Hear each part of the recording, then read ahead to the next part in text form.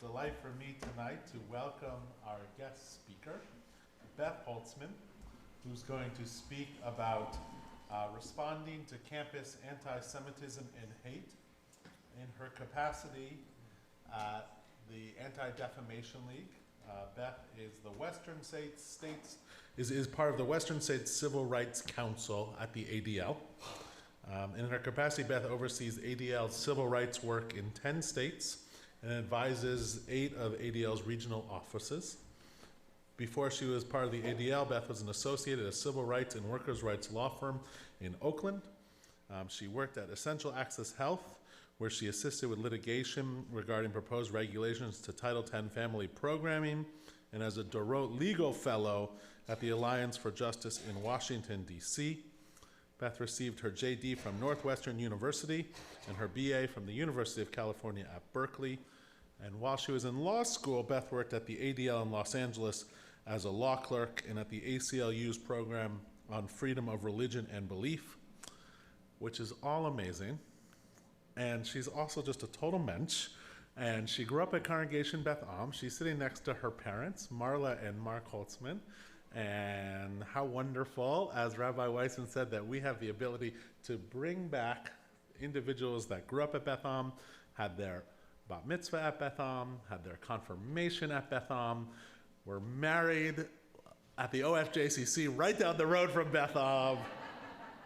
Just recently, she's also sitting with her husband, Danny. Her sister and brother-in-law and nephew and nieces are active members of this synagogue. She is somebody that models what it means to commit yourself to civil rights, to commit yourself to tzedek, to commit yourself to acts of justice. We coordinated this talk around Labor Day, so you can imagine how timely it is now. We did not know what the world was going to look like, obviously in November, before Rosh Hashanah, but it is so wonderful to have Beth join our Bima this evening. We can clap.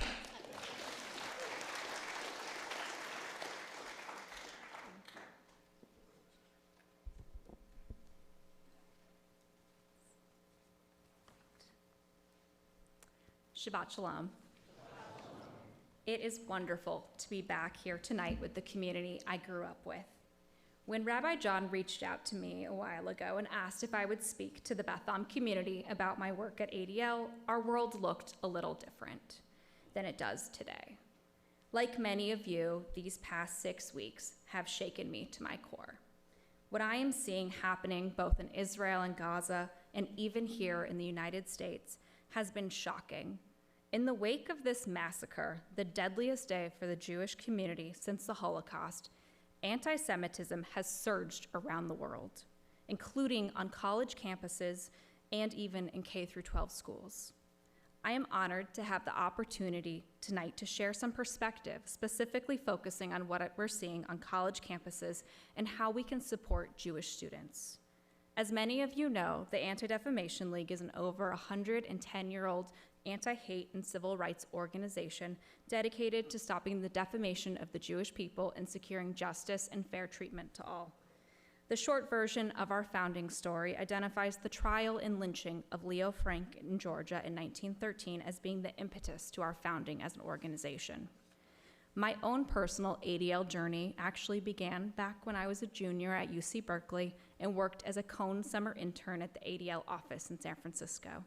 I found the work of ADL inspiring and returned a few years later during law school as a legal intern, and then in the fall of 2020 was fortunate to come back to the organization, this time as a full-time lawyer on the civil rights team, serving ADL's regional offices on the West Coast. Before turning to campuses, let's take a step back and look at the larger picture and the trends that we're seeing.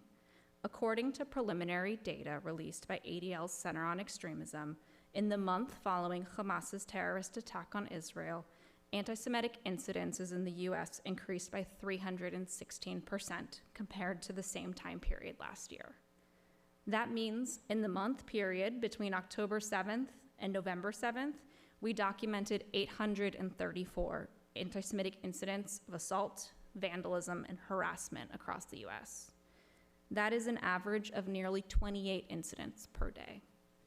As we have seen repeatedly, when conflict arises in the Middle East, particularly when Israel asserts its right to defend itself, anti-Semitic incidents increase here in the US and around the globe. These include violent assaults on pro-Israel students, anti-Israel protests openly expressing support for terrorist organizations, as well as white supremacist groups distributing anti-Semitic flyers and banners blaming Jews for the war. Following the October 7th terrorist attack by Hamas, one could imagine a world in which Jewish students found comfort on their college campuses, with peers providing supportive words, attending candlelight vigils, and otherwise mobilizing to support their needs. Instead, many Jewish and Israeli students have faced an increasingly hostile education environment in the form of targeted harassment, protesters calling for the elimination of the Jewish state, and even threats of violence.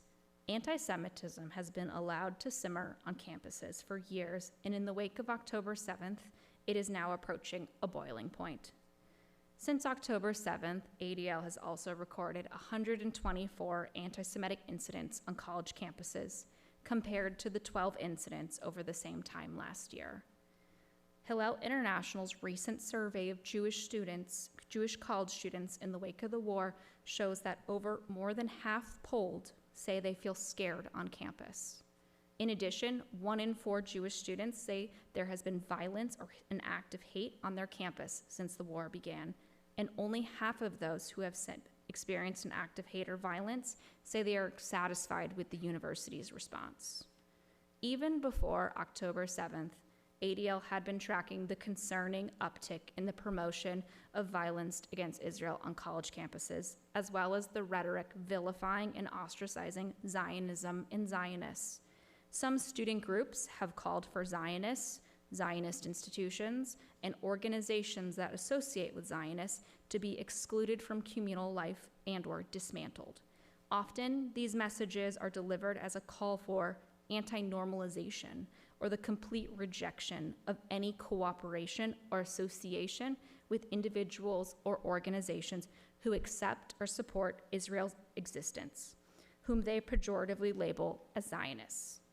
In addition to the glorification of terrorism by student groups like Students for Justice in Palestine, ADL has been tracking several serious incidents of anti-Semitic harassment and intimidation and violations of student codes of conduct. At Cooper Union, a group of protesters reportedly bypassed the point where entrants can scan their IDs and subsequently began banging on the windows and doors of the library, shouting, "Free Palestine." The visibly Jewish students inside were terrified and forced to call NYPD to help escort them out of the building safely. The following day, during a demonstration near Tulane University's, protesters clashed in a physical altercation that appeared to have stemmed from an attempt to light an Israeli flag on fire. At the University of Massachusetts Amherst, a student was arrested for punching a Jewish student and spitting on an Israeli flag during a vigil seeking the safe return of the hostages. At Cornell, law enforcement and the FBI were called in response to violent online threats targeting Jewish students and the Center for Jewish Life on campus. And at George Washington University, groups projected messages onto the campus library that included "Glory to the martyrs" and called for the dissolution of Israel as a Jewish state. ADL has also been tracking college and university professors and teaching assistants glorifying Hamas's atrocities and potentially engaging in discriminatory conduct in the classroom. A Cornell University professor publicly declared during a rally that Hamas's attack was, quote, "exhilarating and energizing." At Stanford, an instructor reportedly asked Jewish and Israeli students to identify themselves during class and told those students to stand in the corner while telling other students that, quote, "this is what Israel does to the Palestinians. Israel is a colonizer." And an assistant professor at UC Davis tweeted that, quote, "one group of people we have easy access to in the US is all of these Zionist journalists who spread propaganda and misinformation. Quote, they have houses with addresses, kids in schools. They can fear their bosses, but they should fear us more," along with a hatchet and 3 blood drop emojis. In response to the escalation in anti-Semitism in college and university campuses and reports that Jewish students are feeling unsafe, unwelcome, and in some cases afraid to be visibly Jewish at school, ADL, Hillel, the Brandeis Center, and Gibson Dunn have announced a new campus anti-Semitism legal line called CALL, C-A-L-L, a free legal protection hotline for students who've experienced anti-Semitism. In just the days since it was introduced last week, we've already received over 100 people contacting us for assistance. So what does the law say? Courts have long recognized the importance of free speech interests in the context of colleges and universities. However, not all student speech is protected. For example, speech that constitutes harassment, threats, or incitement may not be protected. The ability to express controversial and even offensive ideas is a cornerstone of our nation's democratic ideals, and it is one of the principal ways our nation distinguishes itself from the vast majority of countries around the globe where unpopular viewpoints can be and are punished.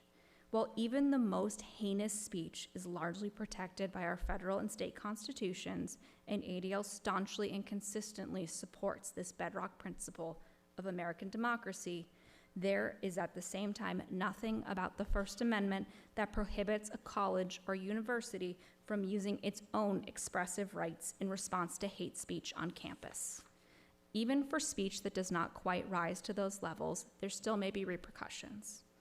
What does this mean for me as a member of ADL's civil rights team? It means that as much as we are trying to fight and stop the virulent anti-Semitism we see on college campuses, we also must remember our democratic principles, constitutional laws, especially the First Amendment, and the importance of freedom of speech. As much as we find certain speech distasteful and even painful and hurtful, we must also consider the alternative: censorship, silencing. Is that what we want? Asking questions, engaging in thoughtful in tough conversations, and seeking knowledge are Jewish values. The best antidote to hate speech is not silencing and censoring, it's through counter-speech. In other words, more speech. We all need to speak up and speak out. Another legal consideration is Title VI of the Civil Rights Act of 1964. Title VI prohibits discrimination on the basis of race, color, or national origin in programs or activities that receive federal financial assistance. This includes all public colleges and universities, as well as private colleges that receive assistance by participating in federal student aid programs. While religion is not directly mentioned, both the Department of Justice and the Department of Education have concluded that Title VI also prohibits discrimination against Jews, Muslims, and Sikhs, and members of other religious groups when the discrimination is based on the group's actual or perceived shared ancestry or ethnic characteristics, or when the discrimination is based on actual or perceived citizenship or residence in a country whose residents share a dominant religion or distinct religious identity. Harassment that creates a hostile environment for individuals with a shared ancestry, such as Jewish students, can be a form of national origin discrimination. A college or university's failure to address harassment that creates a hostile environment may therefore be in violation of Title VI. So what is ADL asking universities to do right now? First, we're asking them to speak out forcefully and condemn anti-Semitism. This means issuing clear and unwavering statements condemning all forms of hate, including anti-Semitism, and to treat anti-Semitism with the same seriousness as other forms of hate. Creating task force or advisory groups focusing on campus anti-Semitism and Jewish life.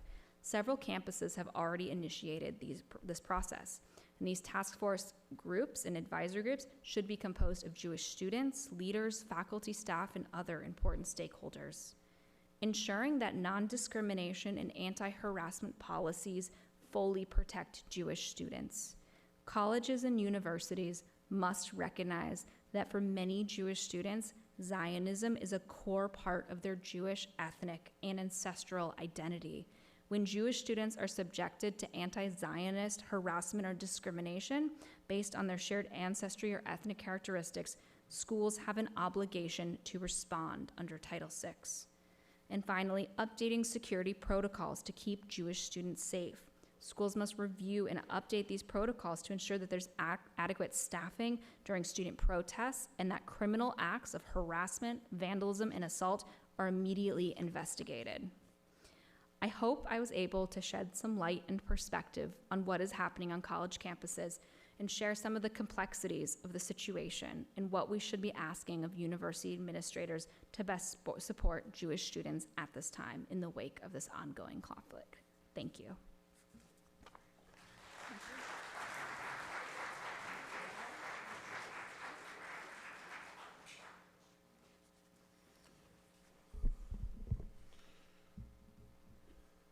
We encourage you, or from the BEMA, I'll encourage you to reach out to your alma mater.